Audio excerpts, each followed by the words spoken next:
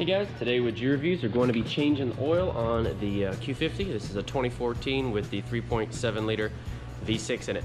Let's do it.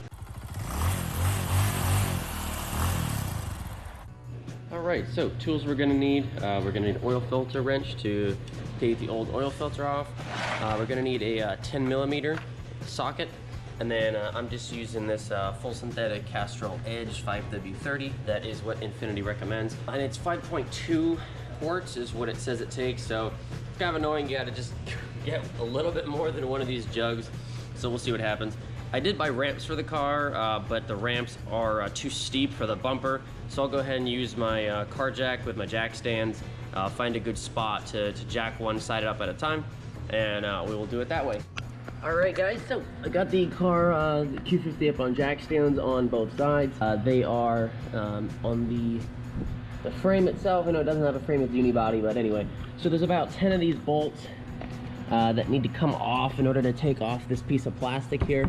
It's pretty simple, but there's a bunch of these. I think there's probably about 10 of these just to take this piece of big plastic off here so we can access the oil filter. So let's do that. Alright guys, got the screws off. Like I said, there's probably about 10 of these. The skid plate's off. And then you get up under here, I got my oil drain pan here.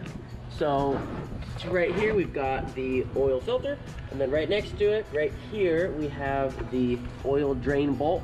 So my engine's warm. I ran it probably about an hour and a half ago, so the oil should still be nice and warm.